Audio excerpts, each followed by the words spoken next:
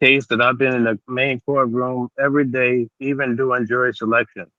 So it was quite amazing to see all of his family showed up, and they were excited to see that freedom could possibly be near for him today. In fact, it looks like the judge will let him come home. And if you ask my personal opinion, I think he deserves it. Okay. Real quick. So that's good to know. What did he have on this morning? Because I know Jay Carter said he was looking good with that all white He on the other day. What did he have on this morning? he had on a yellow sweater with bluish gray khaki pants with a white shirt on, looking very sharp. He was in a very good mood and uplifting for everybody there. All right. And so how soon did you get word that the jury came back? Was it immediate? Like, did they, because they weren't It dismissed to was go right deliberate again, were they? It just, yesterday. The judge said that he will allow them to actually go and deliberate straight away at 9 o'clock in the morning. There was no need to come to the main courtroom, so that's what they did. Shortly then, a lot of us went down to start eating, including the family. And one of the family members told me that said that there's a note, and we all ran back upstairs to the main courtroom. And the judge came out and really laid it out straight. The juror came out, juror number 5. He's the second one sitting in. He attested to what you probably heard online: racketeering, not guilty; sex trafficking of Cassie Ventura, not guilty; prostitution across state lines, guilty, which involves the Mann Act; not guilty for Jane Doe sex trafficking, but again guilty for the Mann Act across state lines with her. But it's quite promising because Mark Agnifilo, his attorney, stood up and he said, "Listen, I want my client to come home." And the prosecutors, this is a very I can actually speak freely now. You say you want the yeah, truth. go in. So let me tell you the truth, right? When I first started covering this case, I thought there was major problems with this case.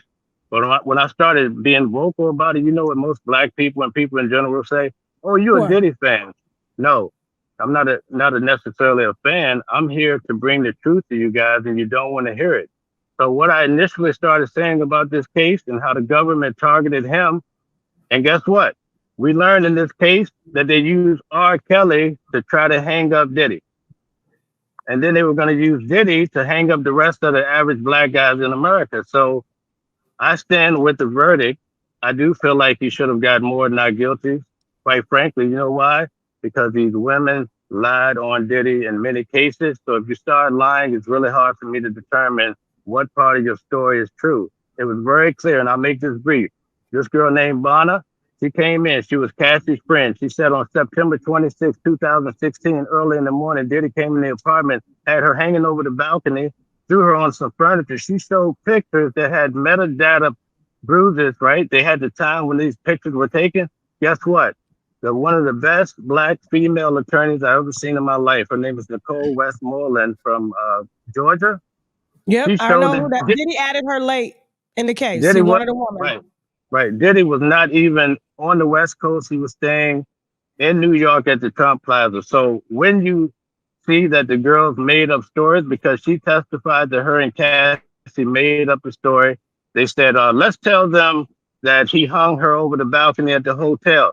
And then Cassie said, "No, my apartment on the 17th floor in LA has a balcony. Let's say it happened there."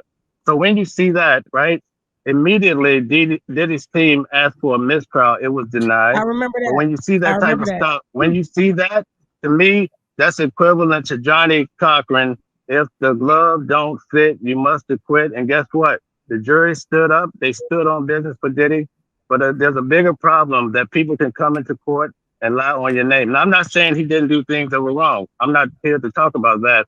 I'm just want to get the message out. There's a bigger picture with the government trying to commandeer people, lock them away for life, take away. They would have potentially taken away all of his assets had they won that RICO, but they And, didn't. we talked about that. It was $400 million up for stakes, even if it was transferred out of his name and into his mother's name or kid's name. They were going to confiscate all of that, even if it was moved across seas.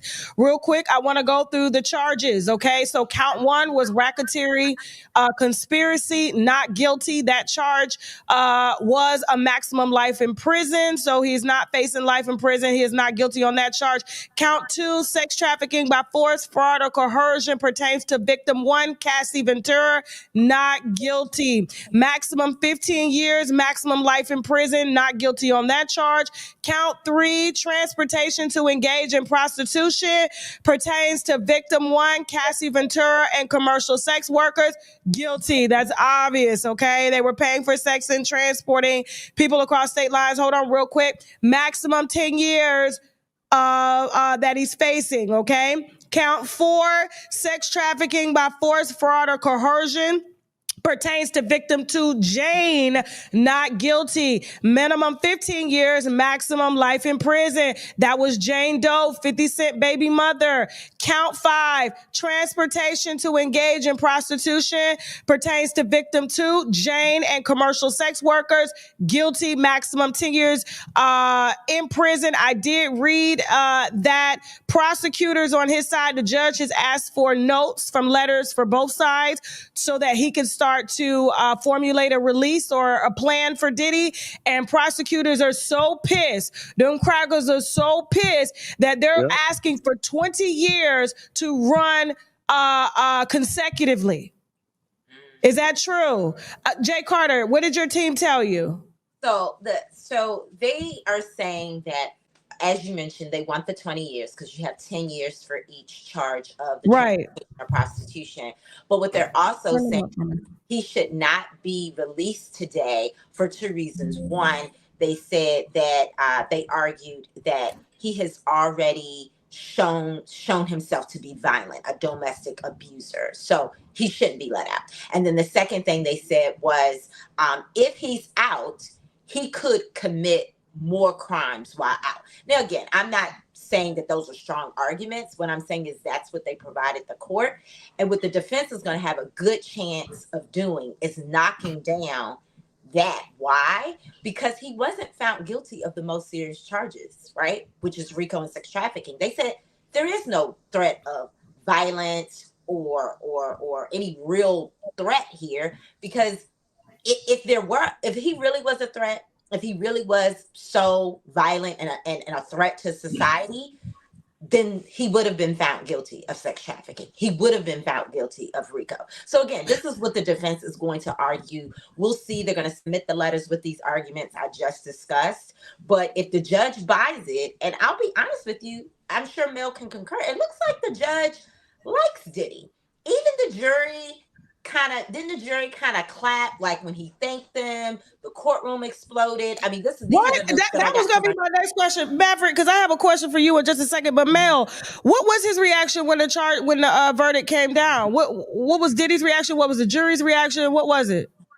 Diddy looked very relieved, but this is the first time I saw the guy light up like a Christmas tree. A light clicked on with him. He looked so ecstatic. But the first point of business, he turned to his family. But he also expressed his gratitude towards his attorneys. He was hugging them. Everybody in the courtroom went crazy. It was even the jurors. You could see at first they came out, you couldn't really read their faces, but once it was totally red and they all looked at Diddy intently, you could start to see them starting to smile, and some of them started nodding their head because they felt like justice was served in this particular case. And his attorney immediately stood up and asked to let Diddy come home today. But the prosecutor says, no way. He's still a hazard to society.